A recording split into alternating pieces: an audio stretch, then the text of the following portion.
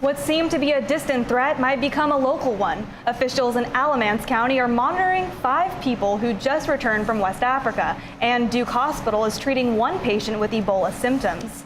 A patient at Duke University Hospital developed a fever Sunday after returning from Liberia.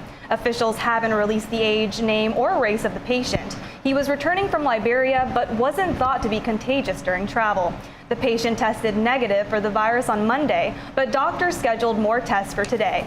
The hospital's chief medical officer, Dr. Lisa Pickett, says the hospital is continuing to treat him as though he has Ebola, with all isolation and security practices around him, to be sure that our staff and the community are safe and that the patient receives good care. UNC is now a leader in the fight against Ebola. The release of an improved mouse model reflects what a human would experience when infected with Ebola.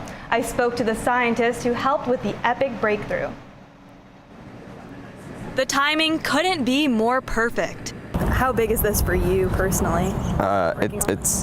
It's huge. It's a huge step taken by tiny feet, a mouse model that will accelerate research for Ebola treatments. UNC researchers, including Department of Genetics professor Martin Ferris, are the first to produce a genetic strain of mice that can withstand being infected with Ebola.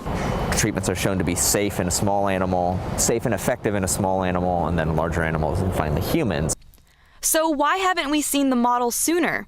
Doctors studying Ebola find that it presents a range of symptoms connected to other illnesses and not only infectious disease. Thanks to the new model, researchers have isolated a single gene that is responsible for much of that variation.